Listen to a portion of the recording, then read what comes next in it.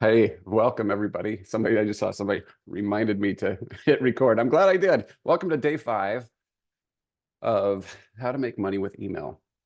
Yes, this is our last official session together. At the end of this, we're gonna get out our handkerchiefs and we're gonna wipe away the tears. Let's act strong though, okay? Um, we'll promise to see each other and keep in touch, and then we never will. And that's just how it goes. This has been awesome. I hope that you are growing your list. Did anybody make anything new happen? Has anybody had a success story, or is anybody struggling where we need to talk about that too? And I will keep these recordings live in the Facebook group for a while.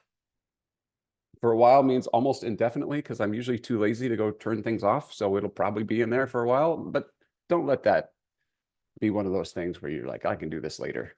Get after it. All right, we have somebody that is struggling to learn ConvertKit, getting it finally. Learning a new platform is kind of like that. It's a little bit of a hassle. I get it. Let me know if there's something in particular that you're struggling with. Maybe I can break through on that for you. Probably because I've lived half my life in ConvertKit, it seems. So I'm in there a lot. Anybody launch? Get a new quick start out there? Is anybody getting subscribers? I know we had a couple of success stories so far. Does anybody have a launch that is just not going well, where they have put out a form and it's just not doing anything yet? All right, we're still up against some technical issues, and it's starting to go. And Easter stays for existing subs. Lucy, we haven't really talked about that, have we?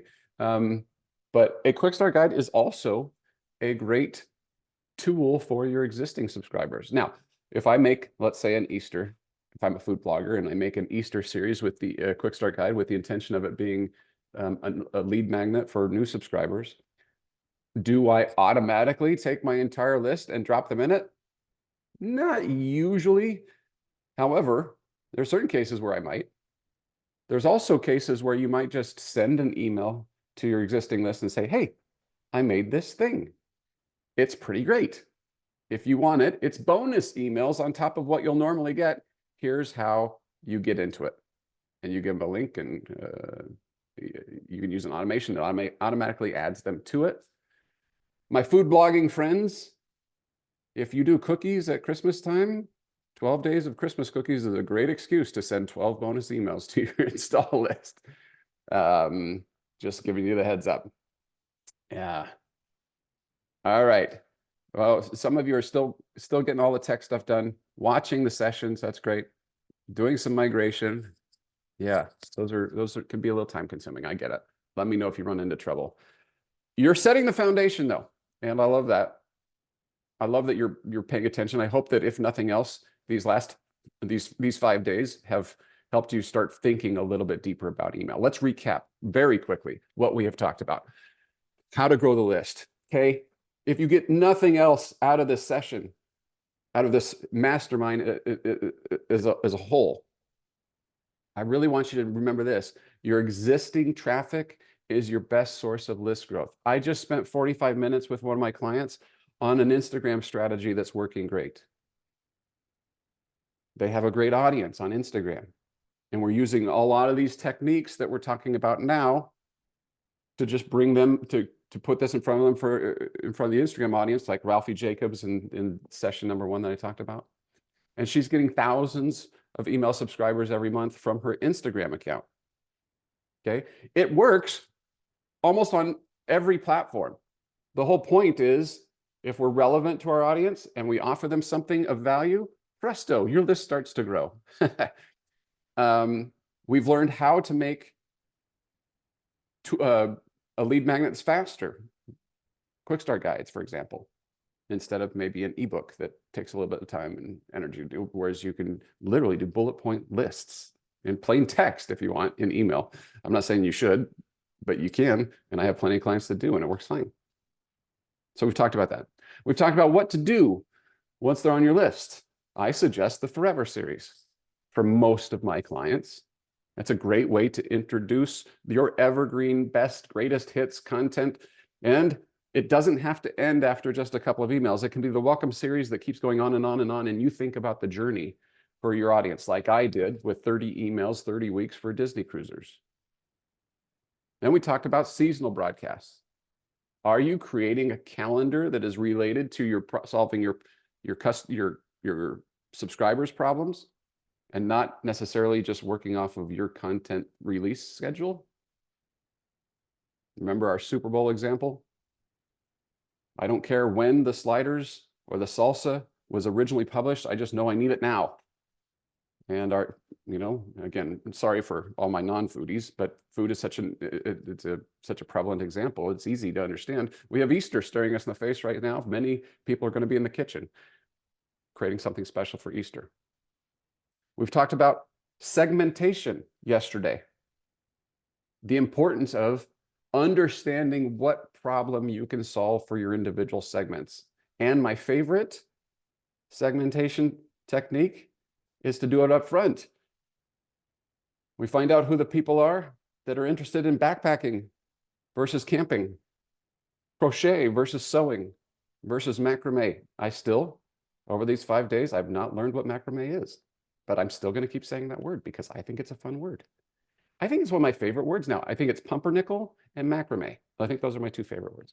And then how do we monetize? We build trust with our list by serving them over and over and over again. So let's pick up where we left off yesterday. And let's dive into an additional way that we can make money, or a few more additional ways that we can make money with email. Of course, we're building off of the Raptive newsletter identification stuff. I hope you took to heart that needs to be on your to-do list. You need to master that. It's one of those invisible things. It feels like tedious work, but by golly, you derive direct benefit from it. All right, let's look at some of the questions before I continue onward. In the Forever series, what do you think about a button instead of the recipe title? Like recipe 1, recipe 2, or just a teaser line about the recipe. Here's the pie everyone craves, and then a go-to recipe button. Yes, all of that. I'm not sure I understand the question completely, but when I'm doing a roundup, a lot of times I'll have the recipe title, I'll have the image, and then I'll have a button. It's all clickable. Every one of those things is clickable that takes me to the recipe. So I'm not sure if that's what you're asking, but yeah, I do that. What forms are best for mobile? Should I use inline versus modal? Sticky bar, slide in. Okay, this won't surprise you, but I'm an aggressive list grower, and I'm going to say use all those things. If I'm on mobile and I'm scrolling down and I'm on your post and I see the inline form, great. I might miss it. I might keep going. I might be not in the mood, whatever. But then the pop-up might show up for me. And that might hit me at the right time after some time has passed. See what I'm saying? So I do many of those things. I haven't found a sticky bar that I love that is worth the user experience yet. So if you find one, great. The slider thing, can be effective too. That's not my mainstream go-to, but I've experimented with it a little bit. Danae, you're right. Let me double check. I asked on Slack my friend at Raptive. Let's see if he answered me, because I don't think I did. I don't think he did. I was going to get you an answer. Nope. I'm going to bump that. My apologies. I'll put that when he replies to me. I will know, and I will drop the answer into the Facebook group. Thank you for following up.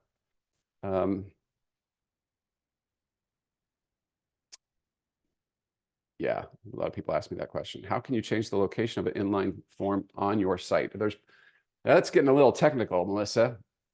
You're going to need to work with your tech resource. Hopefully you have one where there are different, you can either have your developer identify with you where you should put those. There are certain software packages out there like WP Forms and things that you can use to insert the forms. Unfortunately, that question is a little too technical and too specific to your site for me to answer that specifically. So, but the answer is in the tech. It's usually in the WordPress, and on you go. I'm struggling on how to segment my pop-ups by blog category. Do we do that in WordPress post categories and update it there? If you're using the ConvertKit plugin, you can go to the category under posts. You're right about that. And in there, you'll scroll down and it has which form do you want convert. It says ConvertKit and it's what form do you want to show. And the default is default, but you can also set none, but you can also set Puerto Rico for that category. And so only the Puerto Rico lead magnet form, pop up, whatever, shows on the Puerto Rico categorized posts. It's a pretty slick tool.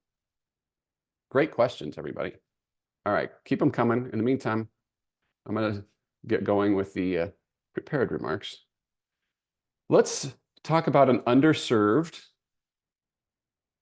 but very interesting and having some resurgence form of monetization, and that is affiliate marketing. Let's start here, though, with this picture of my pretty family. Now, as you can see, we were all a bit younger then. When the kids were old enough, we decided, let's do this. Let's go take a trip across Europe. And we were going to spend 3 weeks. And we were going to hop from train to train to train and go from country to country. It was fantastic. And I told them that because we were doing this, we had to pack light. And I bought everybody a Peak Design travel backpack. Now, you can get these on Amazon, but I still love this backpack. It has so many zippers. It is so compact. And when you couple it with packing cubes, which are a miracle of modern science, by the way, we just hopped from train to train to train, and it was so simple with one bag. Okay. Why am I telling you about this? Other than to brag that I went to Europe once. Because this legit saved our bacon. This was truly helpful for me and my family in our travels.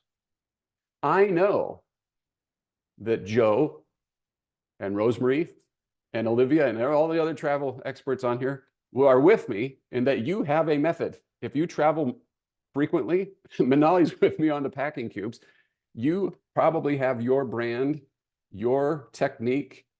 I saw this interesting video just yesterday where there's this Amazon product that, wraps around like this, like a pillow, but it's packable. So you can actually add in your clothing into it. So it's just one more way to pack lighter and carry more stuff, but also have the pillow thingy and the neck thingy. Anyway, so you have your favorites. I know that all the rest of you do too. Whether you are with crafts with kids, or cricket, or sewing, or recipe bloggers with different utensils, you have your favorites. In fact, it's your recommendations as the subject matter expert that uses these products that make a big difference. You've heard me shill for ConvertKit hardcore for the last 5 days, haven't you? It's relentless. Like, come on, Matt, there are other platforms out there. Yes, there are, but it works for me. Just like the Peak Design backpack works for me, so I'm happy to tell the world about these things. And yes, as you know, I'm an affiliate for ConvertKit. Let's do this. Please play along. This is fun for me. Let's make a quick list related to your niche, your public subject matter expertise. I want you to make a quick list of as many tools that you can think of that you either can't live without, that make your life easy, that save you time or money, that do the work of a lot of tools, that make you feel smart, and you just can't stop talking about them. While you're starting on that, I'm going to give you one more example. I've got my Sony noise canceling headphones. Aside from my iPhone and maybe ChatGPT, these things have changed my life more than anything else.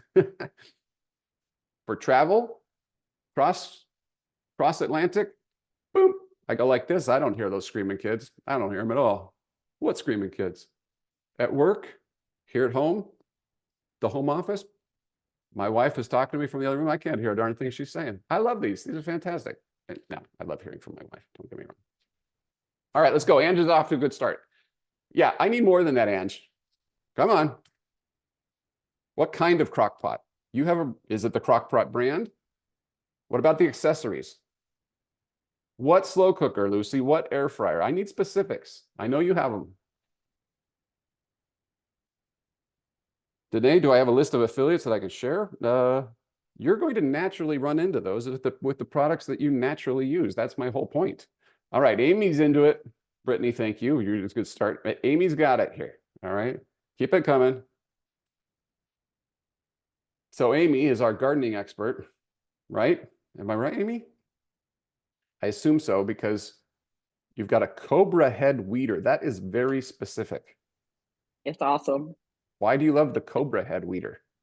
because it gets all the weeds out, all the grass out. It makes it really, really easy to pull weeds out by the roots.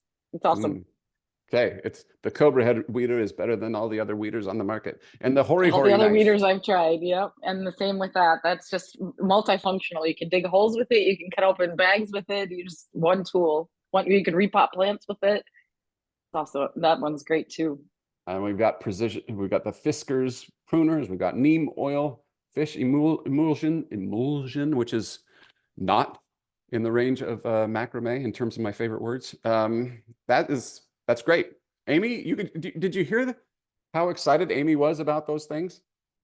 She had passion for those products. Now, many of you didn't play along here, but I know you have them. Oh, here we go. Now they're coming. Hiking shoes. Olivia, where were you on my last trip? Because my last big travel thing was a 2-month extravaganza, and I did not know how to pack shoes. And one of the stops was we were in a warm climate, and then we were in a cold climate, and I needed hiking shoes that would work for both. So which kind did you use? And your noise canceling headphones, are you Sony or are you Bose? So I actually use my Apple ones. Okay, you love the So, Apple ones. You're a crazy person, but I dig that about you. Okay. What else have we got here? Wellness toiletries, passport holder, luggage, backpack. Then you probably have very specific ones. Saute pan. Come on, Melissa. Which kind? What's the brand? We all want to know. The Hamilton Beach programmable slow cooker. There we go. Now we're getting it. You like that product because there's plenty of slow cookers out there and some of them are terrible. But the Hamilton Beach one is programmable. Why am I emphasizing this so hard right now? Because every one of you can do this, even if you are not a deal blogger. You don't consider yourself a natural affiliate for anything. I'm starting with affiliate before I get into sponsorships and partnerships, because it is the nascent first thing and any one of us can do it. And you can make good money with it, if not great money, and it can lead you into the great money. Watch me on this. But first, let's go through this. What problem can you solve with this stuff? First of all, you can create, even if you're not a natural affiliate creator, you can create affiliate ready content. Here's an example. I mentioned this before. Trip insurance. In my Disney Cruise Forever series, I would ask, do you need trip insurance? There's a 17% chance that you'll need it. And then I lead them to a post that's 5,000 words about trip insurance. Now, in this case, Olivia, this was not in the first 5 emails because that would be weird. It's better for them to know what happens at Pirate Night than for them to know this. That's more in keeping with what they would want. However, by week 10, or I don't remember exactly when it was, this shows up. And I have been delivering great value up to this point. For example, I hope that I've been doing that with ConvertKit as well. I've been basically saying, look, you want to do all my tactics and stuff? Here's a product that will do it. You want to protect yourself on a Disney cruise? Here's a product that will do it. It's the same thing, but you don't trust me until I give you all the some of that good stuff first. Natasha's got a certain set of knives that she loves, and she mentions those in her How to Sharpen a Knife video. Okay, I know we have some food bloggers on here, and you cannot tell me that you don't, if somebody like Natasha or any other food blogger that you respect holds up their phone and goes on Instagram and starts walking around their pantry and says, look at how I laid things out. This is how I organize it. You are glued to that. You cannot tell me that you are not. Why? Because we're like, how do they do it? What are they using? What tips and hacks can I do? How about a can't live without essentials guide? Sally is a very established recipe blogger, but she has this early in her Forever series. Must-have baking tools. How about just new tools in general? If you're doing air frying, here's the accessories for your air fryer. If you're an air fryer, that makes perfect sense. You would know because you make air fryer recipes all the time. I expect that you're spending hours on air fryer content every day. Everything you need for your first backpack trip. This is kind of a starter kit. What do you need? What don't you need? For those of you who have, you know what a Cricut machine is? Some of you do. Cricut is this crafting device, and there are 8 billion accessories that go with it. You could buy all the accessories, but you don't need them. So somebody who's getting started with it, they're happy to get your recommendation of what, what do they need. They may also just like you. You know what? They're all big Manali fans, and so they want to know what Manali's favorite things are for 2024. Or gift guides. This is logical stuff, right? So Sugar Spun Run, she's got ultimate gift guide for the baker in your life. Are all these routing to Amazon? Not necessarily. Amazon is a place where you can get affiliate commission. And one of the things that you'll all ask is, can I put Amazon links in emails? And the answer is, you can point to your storefront. There's some other places you can point to. You're not supposed to point to individual products. There are some workarounds out there, but that's not even the point. Amazon's commissions are not even very good. Now, in this case, what Sally is doing is she is leading them to this post that she ranks for. So she's getting paid by Raptive. She's getting paid for the affiliate links when they go through there, and she's in compliance with Amazon or whoever else the program is. Okay, the email just drives them to this page. However, Cricut is just fine if you link them. They have a mystery box out this month. They'd be tickled if you would link to them directly. Amazon is kind of a special snowflake that way, where for some reason they don't want us to link to their products directly in email. Most don't care. So you just need to know that. How do you work around product links no longer working? Well, you need to be checking it. I don't really have a great answer for you. If it's performing, then you're going to have a lot more incentive to go check it on a regular basis, right? And if it's not, then you probably want to kill that email and move on to something else. That's a real high-level basic answer. If you're on YouTube, would you recommend studio equipment or keep more on topic with me? Totally depends. Jennifer, I can't answer that for you. Would your audience love it? They might. From time I've seen in the world of all sorts of content creators where they're like, sometimes I get asked, how do I run my business? If that is of interest to you, then I'll share. And you can do that. I couldn't tell you that that's good or bad. You can also do Etsy to support small businesses. Absolutely. That's a great example. Affiliate networks. Today you're asking about affiliate networks, and those affiliate networks are fine. I'm telling you that to focus on something else. My suggestion is focus on the products that you can recommend, not the affiliate network. I had one, for example, that was a free Lego magazine. I got paid like $3 for every time somebody signed up for this free Lego magazine for this time that they ran this promotion. I had never used this particular affiliate platform before. It was called Cactus. I went and signed up for Cactus and crushed it with that. So I don't know. I'm the wrong person to ask about. Well, yes, you have to belong to an affiliate network, but if you're an established business at all and you're doing this at all, it's like getting in is not going to be a problem. And then once you're in, you're kind of in for everything else. So I am literally signed up for dozens of affiliate platforms over the years. How do you create deal-ready content? Well, here's an example. Merrick, from Merrick's Art. She does sewing and fashion. And apparently there's the semi-annual Nordstrom sale that happens every month or something like that. And apparently not everything in that sale, shockingly, is actually a deal. So she cuts through the noise on that and says, here's what you can find, and here's how much you can save. So she helps identify what are the best deals. Black Friday is a great time to think about this, right? Even if you're not a deal blogger, I'm telling you that somebody like the Pioneer Woman puts out this content, she is both helping her audience, being timely, and she's ranking for it. Amazon Prime Day is the same thing. It's kind of going on right now. You may be seeing from some of your favorite bloggers, people are talking about this Amazon Spring Sale is going on. I think it's happening right now. So how can we use email to drive affiliate sales? First of all, you could do what I did with the Disney Cruise thing. And you could drop some of that cornerstone content that's evergreen into the Forever series. Or maybe you add it into a quick start guide. I also suggest sending seasonal broadcasts. Around Black Friday is a great time. Here are the best deals of Black Friday, that kind of thing. You also can do some tricky tricks. For example, if somebody is, let's say, going back to food again, you send out a roundup of recipes and one of them is an Instant Pot recipe. If they click on it, you can tag them as having interest in Instant Pot. What can you do with that? If you're aggressive, you can have them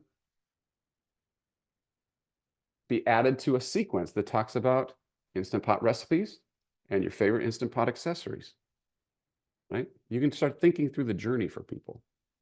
You can also create a separate newsletter. Believe it or not, there's a lot of interest in this. It might be in your particular space. Amy might actually say, hey, if you'd like to be notified when there is a screaming deal in gardening, I will let you know. I call it my gardening hot deal alert. That is really innovative titling of that, by the way. But believe it or not, now, is all of Amy's audience going to want to do that? No. But there's going to be a chunk of them that will. And when the Cobra Foot Weed Whacker comes out and it's dropped by 10%, she can let people know it's a great deal, and boom. You can also add affiliate content to your email template. Let me show you an example here. Corey from Hey Let's Make Stuff, she's a Cricut crafter. She was actually on one of our masterminds and she gave me permission to share this. So what she does is she's got at the end of every email, if you kind of glance here, you can see that this is a Halloween type thing going on, but she creates in her footer, it's kind of like a reusable block. In ConvertKit, they call it a snippet. But she just puts in her Expression Final vanity code. She puts in her Cricut vanity code and link to her Amazon storefront. And so it's in every email. And then when the season changes and the code changes, she swaps it out, but it still goes, she makes one change and boom, it changes it everywhere because it's in the template. This is Lindsay from Nourish, Move, Love. She loves using unsold sponsorship spots for affiliate products that she loves. So here's just some examples, and she drops them over here. You know, this is a zoomed out version of her email, but you can see how she uses it kind of like an ad spot. You could also launch a new series. Like let's talk about, I'm just going to keep talking gardening. So there are some hot new tools for the gardening season. Amy could release a special 5-part series about the hottest tools for established gardeners, where she could talk about the weed whacker thingy and the hori knife and the, I don't know what, the Fisker punch it in the face thing. I don't remember what it was. Why did I say punch in the face? I'm not a violent person. I don't know. Anyway, you could be talking about what these are, why they're special. You could associate the other content that goes with it. This is how I actually do my weed whacking, weed pulling or whatever. And this is the tool that I use. Boom. It's the how to use the hot tools of the season series. And she could monetize off of that through affiliate. And she's going to drive traffic back to her website. And she's going to probably get new subscribers with it. It's a win. She could also make that time bound. And she could say, this series is only available to you through April 15th. I don't know why I'm picking April 15th, but at April 15th, we're turning it off. What? Yeah, you can actually you can create a launch about a quick start guide or a lead magnet or a series where you're going to pitch them affiliate stuff. I'm telling you, this creates urgency and scarcity, and it works. Here are some specifics related to food only, but you can apply this to pretty much anything else. If you wanted to promote, just in food itself, there's subscription boxes like Just Meats.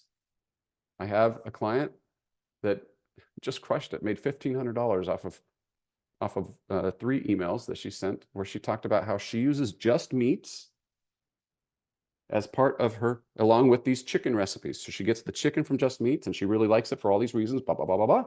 And these are the recipes she makes with it. And it's great for meal prep and meal planning. And she did 3 emails along those lines and she's made $1,500 and they keep sending her packets and packets, or boxes and boxes of meat.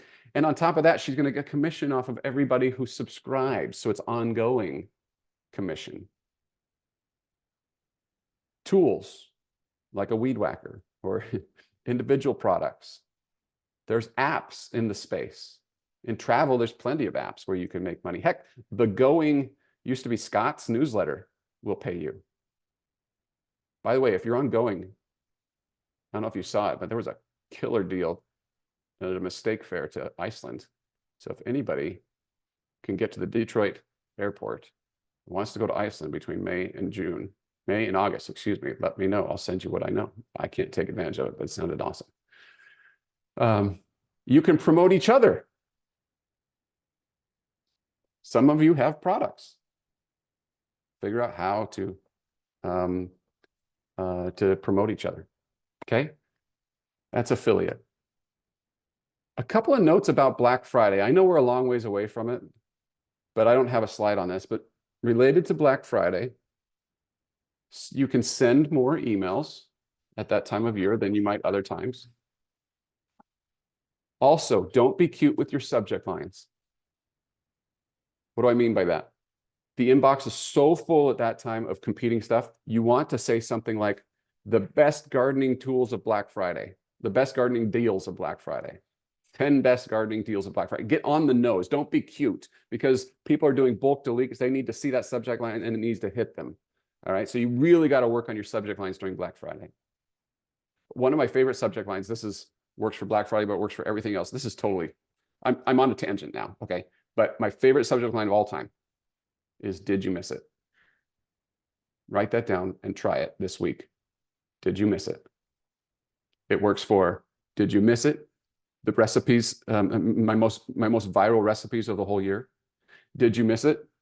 The gardening tools that you got to have. It doesn't matter. Did you miss it? Always work. Did you miss it? These were the best deals of Black Friday. Oh, I got an answer from James. Live. Let's do this live. Let me see what he says. So the ID is saved in the user's browser. Anytime they revisit the site, they're still ID'd. Then if they visit another site in the network, it'll pay more there as well. That was kind of the core question, wasn't it? There's certainly lots of folks that only one creator can get subscribed or ID'd. So it's very beneficial for them to maximize their own efforts. And Safari deletes the first party cookie after 7 days. So you have to keep getting re-ID'd subscribers for Safari, meaning people clicking through your stuff, that ID on Safari has to be refreshed. Most sites see 80 to 90% of the email IDs that we use come via sharing, as the network effect really multiplies what each individual creator accomplishes. What I'm understanding from this is that they are able to use that across the network. And so as more people that get ID'd, and then those people come to your website, Raptive knows who they are and knows that they like Hondas and likes Diet Mountain Dew and makes whatever adjustments. Does that make sense? Does that answer everybody's question about that? We're doing this real time. If you have further follow-ups, send an email to the Raptive support team. But that's my understanding of it now. Excellent. That's good news. That's real good news. Yeah, Danae, I'm with you. I think so. Yeah, I think so. Okay. All right. How many of you want to sell something? Does anybody want to sell something okay. Olivia, what do you want to sell? Just curious. I have an ebook and I have a course. Okay, an ebook and a course. Excellent. All right. What Mhm. else is y'all selling?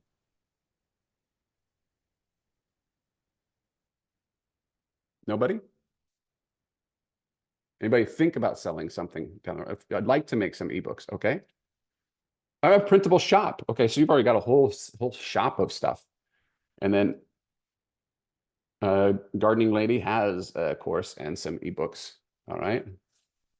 How to start selling digital organizers. About to start. Okay, cool. Excellent. And then a cookbook on Amazon. Nice, Sam. And then ebook bundle. Manali's got her cookbook. Great. And then Heidi is trying to get me to buy something right now. Oh, look at this. I think I might. I think I might. Recipes for the road. Okay. Fantastic. Good work, people. Ad-free PDFs. Oh, that's nice. Okay. From the crochets. Good.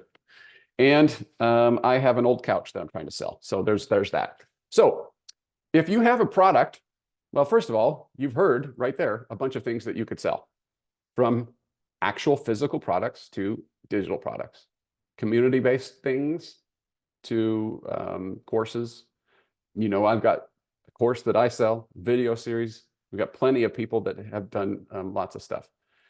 So for my friends in food in particular, if you're interested, and others as well, if you're interested in learning how a very prolific blogger with a very prolific email list, how she promotes her ebooks, try Wholesome Yum. Maya has been doing this for quite some time, and she has a lot of success with it. She sells individual books. She sells ebook bundles. She also has physical products now that she sells. I like giving very specific examples for you to go look at. I think it's easier than theoretical. So when you go actually sign up, you can see their flow of how they're doing it. Meal plans. I think that Nisha is doing a great job at Rainbow Plant Life with her meal plans. There's also, for those that are in food, she did a recent podcast with Bjork at Food Blogger Pro, if you want even more detail about this besides. So go check that out. One more here.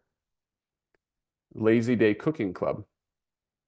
Dinner Time Made Easy. So this is a community where you get recipes, you get special training videos. It's all part of an email group and Facebook group. Okay. So this is Carrie, and she's running this. I want to tell you something that I think is super important related to sales. This is Kimberly from Sweet Red Poppy. Anybody know Kimberly? Her and her husband Josh worked with me a few years back, and we had a great success. And I asked her to, hey, would you mind doing a quick little testimonial for me? Well, she does a lot of craft tutorials. She has a full-blown studio. And so one day, while the lights were still on and she had her makeup on, she did a little piece for me, and 90 seconds, where she talked about what life was like before working with Matt and what life was like now.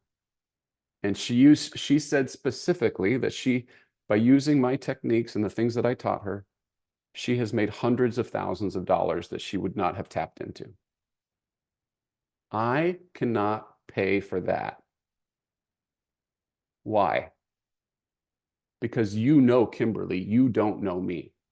And even if you don't know Kimberly, you recognize that she doesn't work for me, and you've seen her around, and you can tell that her business is kind of like yours. What I'm talking about today is testimonials. I'm talking to a bunch of introverted bloggers about testimonials. One of the most uncomfortable things that you will do is ask for a testimonial. But I'm telling you, it doesn't matter what it is, from your cookbook to your crochet patterns, to your community, to your course. Let me show you this. You don't know me. You didn't know me before this. Some of you did, but most of you did not. Why did you take this thing? Well, it was free. And Raptive said nice things about me. This right here is how I get people to buy my course, right? If you want to look up who Amy Duska is, she is big time. Go look her up. You can look up all these people because I don't control Trustpilot. These are authentic, real things that people have said over the years. Okay. Lots of nice things, with one exception. One person said, no. And I had one star, and it isn't even related to my stuff. I've gone back to Trustpilot and I've said, it's not even me. They're not even talking about me. They got me confused. And then they're like, nope, we're not changing it. So that's how strict they are. That's why this is, you can trust this. I'm not making this up. Your testimonials from your audience, you're not thinking about it enough. I don't have time to spend a lot of time on this, but you need to emphasize this. If you're about to launch a product, go seed your draft or your prototype with people that are already your fans, but that will give you honest, yet probably positive things to say about it, about how they would use it, about how they would change their life, how they thought, what problems they thought that would help. This is before you have it. If you have any product right now, anytime somebody writes you back and says thank you, and you're asking them how's it going with the product, and they say anything nice, you copy, you paste that, you keep that, you ask them, would it be okay if I share that? And you create, I don't care if it's the ugliest testimonial page in the world, where it's just a bunch of copy pasted images from Facebook snippets and Instagram quotes and texts that you get. You just go, pop, pop, pop, pop, you just lay them all out there, as many as you get, because you cannot have too many testimonials. You and I don't have any brands like Amazon and Target and Budweiser, all right? We need each other. We need the testimonials from others. So if you're going to launch a product, here's some things that you might want to consider. First of all, testimonials, we talked about that, but reviews, I showed some of that. A guarantee. In the digital world, which we all live in, just get over the thing that I had to get over, which was people are going to steal my stuff. They're going to get in there and they're going to take it if I give them a guarantee. If that happens, then karma for them, okay? But for me, what I have found is that it is worse if somebody is not happy. That crushes my business, especially with as important every customer is for me. Case in point, I had a client that was unhappy with me. I did not know this. I worked really, really hard for a long time with that client. And turns out that they were not happy with the results. And they were saying stuff about me that I didn't know, and probably hurting my business. And more than that, I just felt terrible that my efforts had not equaled success. Money back, okay? If somebody signs up for my course and it doesn't work for them, instant money back, all right? It's just not worth it to me. And I know that I'm not going to be right for everybody. That happens. But I'm trying hard, and I'm going to learn from those mistakes. And I think that you can do the same thing. That's the whole point of the guarantee. So for me, if you buy my course, which none of you have to, it's a immediate money back. It doesn't, for any reason, anytime, years later, I don't care. I'll give you money back. Scarcity. If you don't dangle a carrot and then take it away, people feel like they can get the carrot any old time. I have to act now and reach for that carrot. So this is just a marketing trick. We all know it. We all do it. And if you're not doing it, then you're not taking full advantage of the marketing opportunities. And then sometimes it just makes sense that when you're launching a product to put in some extra value. Give them a little extra something. I don't know, you're going to go on and you're going to do a bonus Facebook Live for anybody who buys this month to show exactly how to use this course, or the behind the scenes making of the sausage, or whatever. I don't have time to go through this right now. I'm going to show this to you and I'll put this in the link. Spend some time on this page, in particular, the protein powder.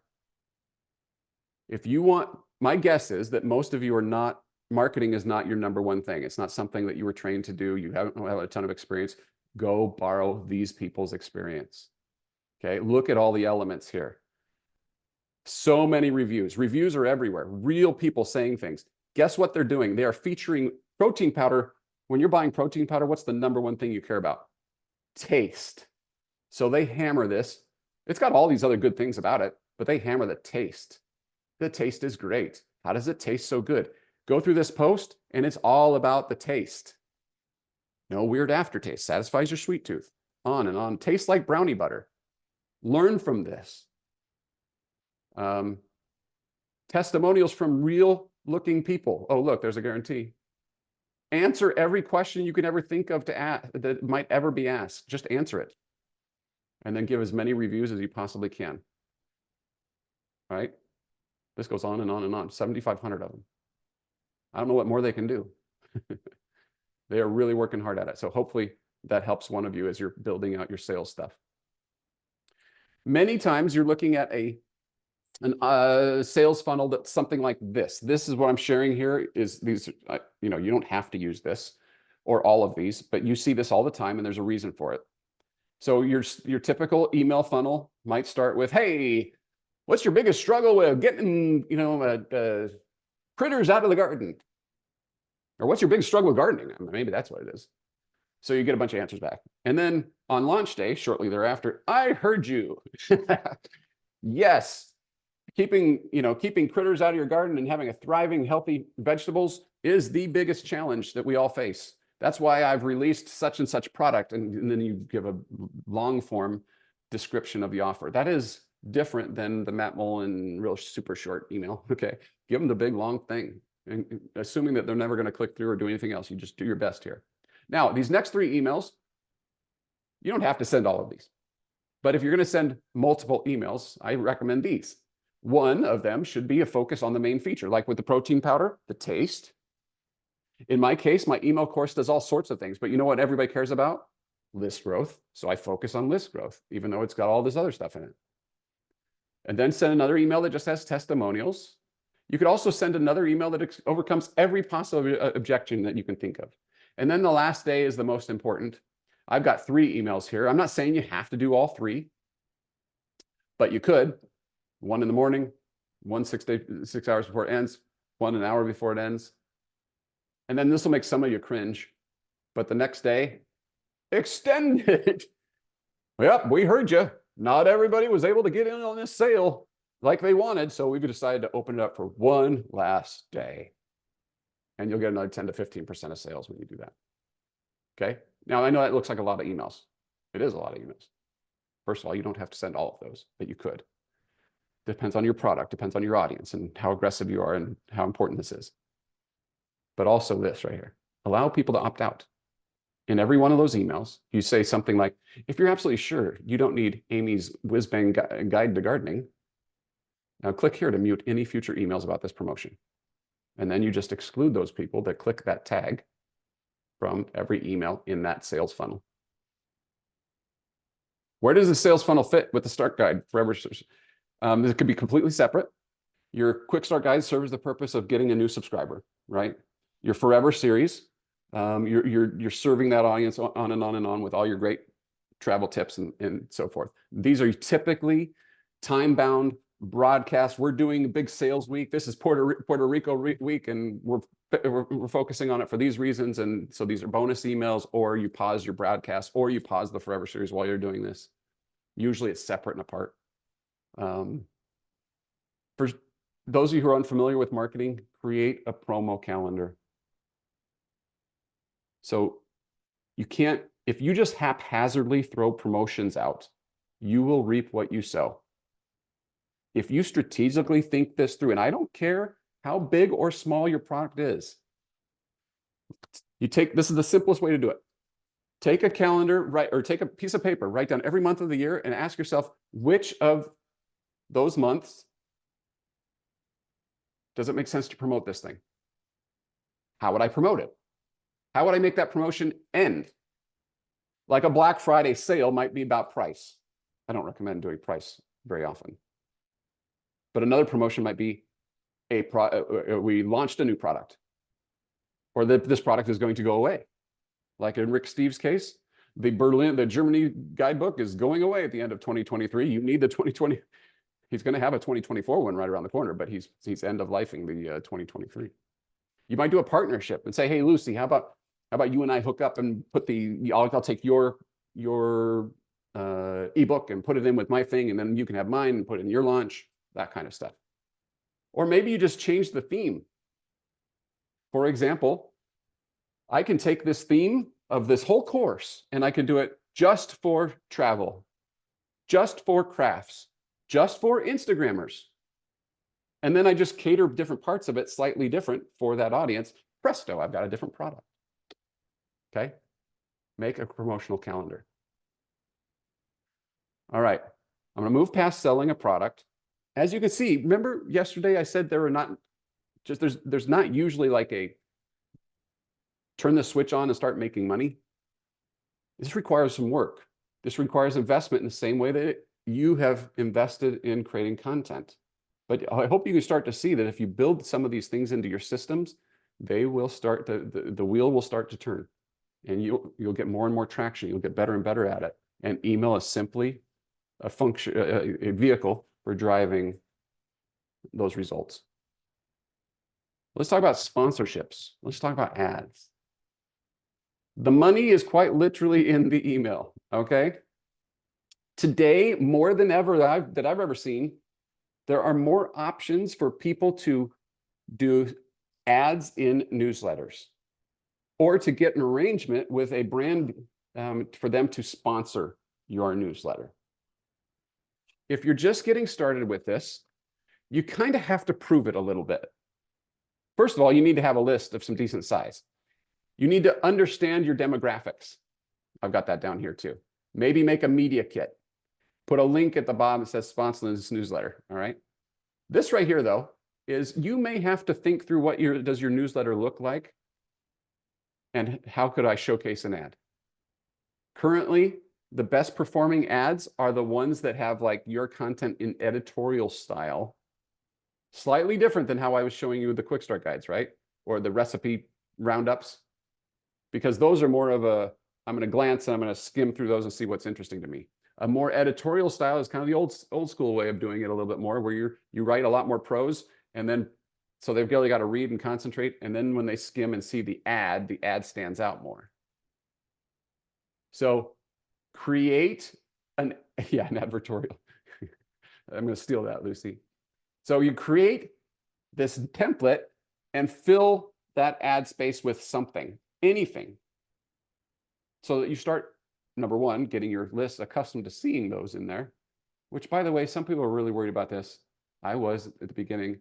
I am not worried about it anymore. People see ads everywhere. They see it in YouTube videos. They see it when they're driving down the street. They see it when they're trying to play their Crazy Crush or whatever, right? There's ads literally everywhere. So an ad in your newsletter, just like on your blog, nobody's going to freak out about it. And if they do, they are the vocal minority, I promise. So you put an ad in there and fill it with something. Do not lose sight of this one goal. The whole point of this is no longer about you. If you want to make money, your brand partner needs to make money. When this really started in the last year, I had a lot of very established food bloggers, not just food, all sorts of bloggers, excuse me, that are used to making a lot of money off of really high RPMs. And they put an ad on something anywhere on their sidebar, in the top, and they don't have to work for that at all, other than to create the content. I'm not diminishing the work that goes into that. Please don't hear what I'm not saying. But as far as ads go, they just get put there magically. Many of them were like reacting to brands that wanted to pay them to have ads in their newsletter, like this was some sort of affront that the brand wanted to have anything to say about both the content and the placement. If you want to do this well, you figure out what works for your brand partner. Sorry, but that's just kind of the harsh reality here. But the people that will do that will make a lot of money doing this going forward, especially when you couple it with my growth techniques, the nurture techniques that we've been talking about. This is very lucrative if you figure this out. There are plenty of companies that will monetize. Some of you have, does anybody have an agent that helps them get brand deals? Some of you might have that. That is a place to go. Right here I have DIY. because most of those agencies know nothing about promoting email. I'm sorry. If you're on this call and you're an agent and you're successful at getting email, I want to talk to you because I have not met you yet. I know that for a fact. Most of them have no idea how to promote this. They're not thinking through the things like we were talking about, like the how to use the knife set quick start guide. What if we created a quick start guide related to that brand product? Oh my gosh. Along those lines, massive food blogger 2 years ago got a deal with a massive grocery chain for summer produce. They wanted to promote their summer produce. So they gave her a deal that did sponsored posts and they sponsored her quick start guide. And it was so-and-so's guide to, making most of the summer's best. And then it was a series of recipes and themes related to summer produce and the recipes you can make with them. And that grocery chain was a sponsor on every email and was a sponsor on every single one of those posts. That grocer paid mega dollars for a quick start guide that helped this person already grow their list. They were going to do this anyway. But thousands and thousands of dollars spent on the quick start guide. And the great part about that is that it was, after that period of time, it was over. It's not tied to it forever. There are plenty of companies that will also help you do other types of monetization. I'm going to touch on them briefly. I realize that we're running out of time. So I'm going to go kind of fast, but stick around if you want even more details. Sparkloop is a newsletter recommendation engine. Somebody signs up for your newsletter, you can recommend somebody else's and get paid for that recommendation. That's super easy and low friction for everybody. Paved is a network where, kind of like Mavely is, I guess, for affiliate. Brands will find newsletters on the Paved network and say, oh, so you take sponsorships? Let's do a deal. Live Intent will put ads in your newsletter. They're called programmatic ads.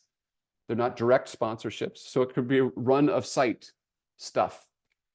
Sometimes these are the ones that look a little bit more spammy. Okay. You've probably seen those on people's.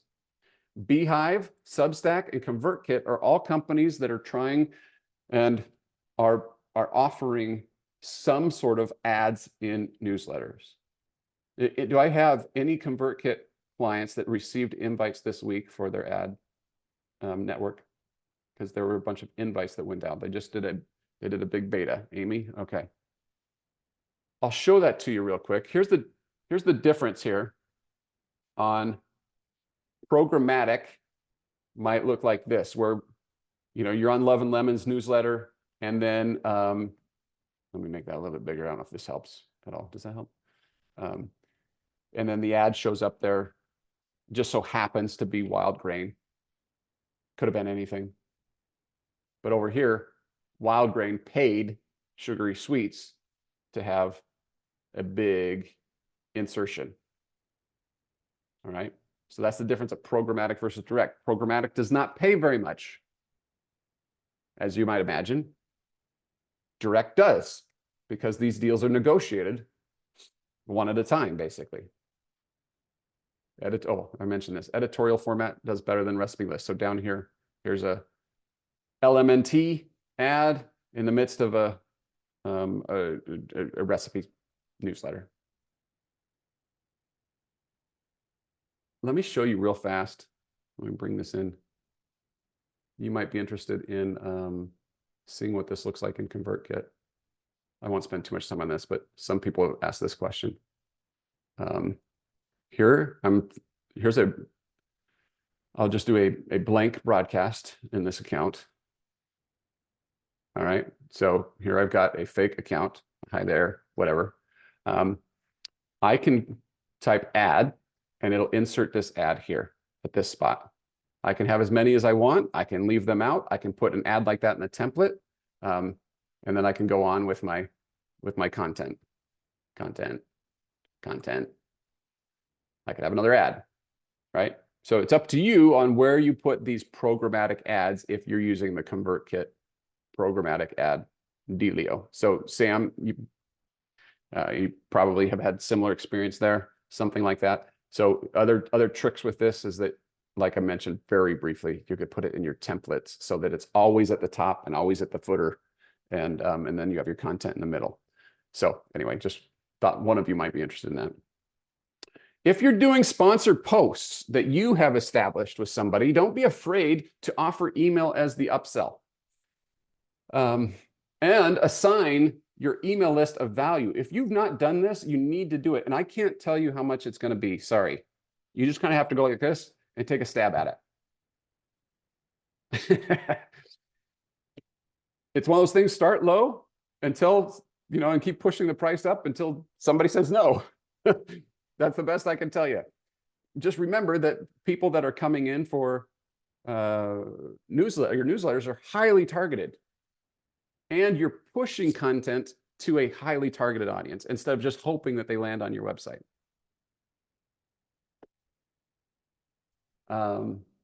If you get a deal with a sponsor, and by the way, I've been on both sides of this. I've had newsletters where I have run deals for brands, and I've had year agreements for email. And so I know, and I've been on the brand side where I've had the budget. Book them in advance, create a promotional calendar. You do the work. Like, be the best darn newsletter client that you can be, because you are a line item to them. And if you want the ongoing contract and the ongoing money, just do a killer job for them. And if you do that, guess what? Your ads will get better and better because your audience starts to realize you're not just a shill. Like if I had gone out and said, hey, you might want to try ConvertKit. Over the years, people have discovered that I use ConvertKit a lot, and they begin to, oh, well, Matt is now associated with ConvertKit. And my ConvertKit recommendations actually start to perform better as a result. The same is true for any advertising that you do.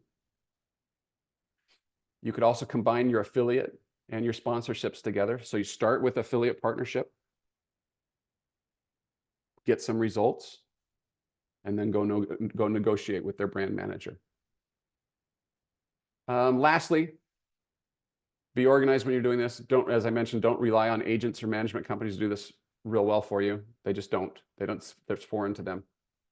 And if you don't have a budget, or excuse me, your brand doesn't have a budget, offer it for free.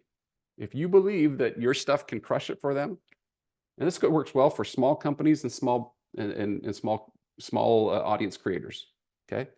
Because although you may have a small audience, they're desperate for customers. If you prove that you can get those customers, all of a sudden budgets start to appear when results are there. And like I said, don't judge the results on the first try. This is one of those things where you do a few more, and it's easy to make goods with email. It doesn't cost you anything to send another email, right? So if it didn't work so well for your brand, do a make good. Figure out how to get them a few more results. Send another email, that sort of thing. So anyway, you have to crawl before you walk. It's time to pick one of these or a few of these tactics and get started. Hey, it's been awesome to be with you for the last 5 days. I hope that you have found some tips that have helped you. I, like all the other sessions, I'll stick around and answer anybody's questions that you have. I do have a request. If this has been helpful to you, will you let your Raptive rep know? Of course, that's selfish on my part. That's my way of asking for a testimonial, isn't it? But the reason I'm doing that is I think that can help both of us. Number one, they'll want to keep helping me or keep me employed with this.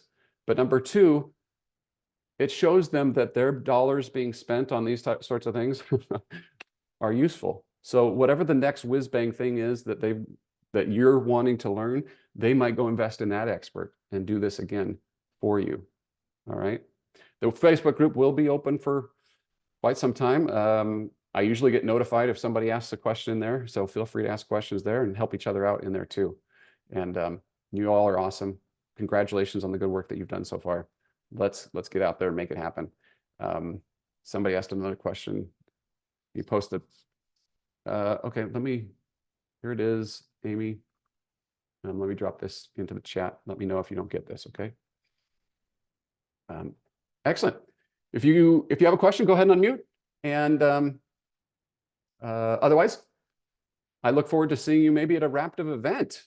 live and in person. That would be wild. Real Zoom people on the other side of a non-Zoom thing. That would, I don't know, my mind might explode from something like that, but I look forward to it. All right. Thanks, everybody. Got a question? Go ahead and unmute. Otherwise, we're just looking at each other. Kind of weird. All right. You're all settled. You're all good. Okay, I do have a question, Matt. I'm ready. Okay, I did my first sponsorship about a month ago or so with a guy who's taking a group to Bulgaria for a culinary 1 week stay.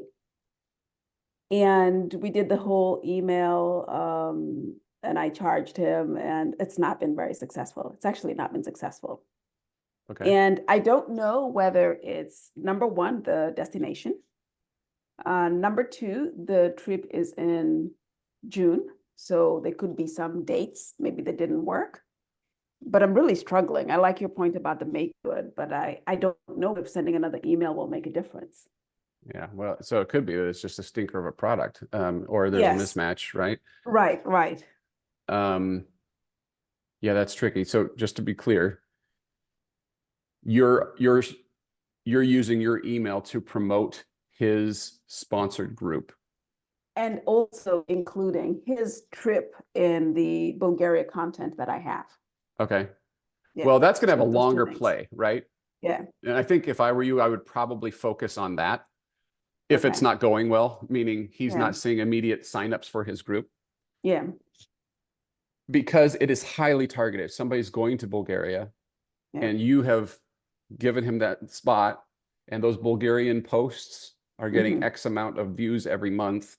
right. That's highly targeted audience, and you're willing to keep it there for however long you've either negotiated, and then you, if you feel bad, you can extend it. Say, tell you what, I'm gonna extend it a full year. We'll just keep it there for a full 24 months, you know, Right. so that you Mhm. get more value out of it. Because in his case, it's really, really going to be hard for him to find an audience that is planning to go to Bulgaria and going to do this Yeah. tour. Yeah.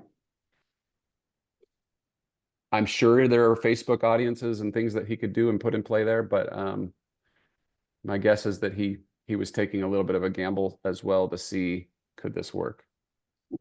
Right. Is So, he and really we were both upset? taking. No, he's not. He's not. This is actually a really cool guy. Yeah. But I just feel bad, to your point. It's a Yeah. first sponsorship. And I Right. just feel bad. I want to make good in somehow. So I like the idea of extending it. Yeah, and I would, don't diminish the value of the overall exposure here, you know, Mhm. because somebody's operating a tour. What are they wanting to get? 10, 20, 50 people fill up a tour would, you know, so it's a small-ish audience anyway that he's hoping Right. for. Yeah. 18. Mhm. 18. Yeah. So if he got from you, if he got 2, Yeah. and there's other things you could do as well. This is me thinking outside the box, is that when he goes and does the tour, Right. or you could have him, you know, I don't know if you have any sort of social presence at all, but you could have him do a takeover of your Instagram for the week. And this is Bulgaria week, and I partnered with Jim at, you know, Bulgarian Mhm. Tours, and he's there right now. And if you want to know what's awesome about Bulgaria, check out this content all week long that's Jim is going to be providing us. Mhm. And if you ever want to, you know, book one of his tours, go here, or you can read my post about the 45 and a half things to do when you go to Bulgaria. Right. I mean, Love I think there's imaginative things in this particular case that you could probably do to help him out, and that would also not feel unnatural for you. Right. Super helpful. Thank you. Great. It is. That's why I'm also saying you don't judge it off the first try. Yeah. Mhm. It has to build up a little bit of momentum. So it's kind of like, I've got these podcasters I listen to, just as an aside. And there's one guy that, you know, before Vuori started doing all of the Vuori ads everywhere, the Right. only time I ever heard of him was on this one podcast, and he would just talk about him all the time. And he loved his Vuori shorts and and at some point I started to associate this podcast with Viore, Mhm. and it didn't feel weird. It didn't feel like just an ad. It's just like, okay, that's part of this brand. And I don't know. So it takes a little bit sometimes if you're Yeah. you're trying to build a longer relationship too. Yeah. Okay. Helpful though. Thank you. Yeah, good luck. Yeah, thank you. All right, everybody. Now it's just weird. Go on, get out of here.